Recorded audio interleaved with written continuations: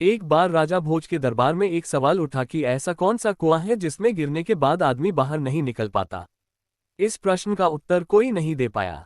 आखिर में राजा भोज ने राज पंडित से कहा कि इस प्रश्न का उत्तर 7 दिनों के अंदर लेकर आओ, वरना आपको अभी तक जो इनाम धन आदि दिया गया है वापस ले लिए जाएंगे तथा इस नगरी को छोड़कर दूसरी जगह जाना होगा।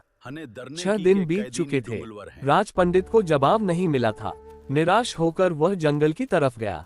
वहां उसकी भेंट एक गणरिये से हुई। गणरिये ने पूछा, आप तो राज पंडित हैं, राजा के दुलारे हो, फिर चेहरे पर इतनी उदासी क्यों? ये गणरिया मेरा क्या मार्गदर्शन करेगा? सोचकर पंडित ने कुछ नहीं कहा। इस पर गणरिये ने पुनः उदासी का कारण पूछते हुए कहा, पंडित जी, हम भी सत्संगी हैं, हो सकता है आपके प्रश्न का जवाब मेरे पास हो, अतः संकोच कहिए। राज पंडित ने प्रश्न बता दिया और कहा कि अगर कल तक प्रश्न का जवाब नहीं मिला तो राजा नगर से निकाल देगा। गणरिया बोला, मेरे पास पारस है, उससे खूब सोना बनाओ। एक भोज क्या लाखों भोज तेरे पीछे घूमेंगे। बस पारस देने से पहले मेरी एक शर्त माननी होगी कि तुझे मेरा चेला बनना पड़ेगा। राज पंडित के अंदर पहले तो अहंकार जागा कि 2 कौड़ी के गणरिये का चेला बनूं, लेकिन स्वार्थ पूर्ति हेतु चेला बनने के लिए तैयार हो गया। गणरिया बोला, पहले भेड़ का दूध पियो फिर चेले बनो।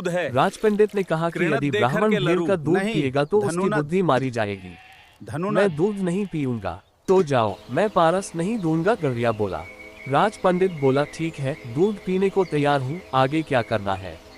गणरिया बोला, अब तो पहले मैं दूध को झूठा करूंगा, फिर तुम्हें पीना पड़ेगा।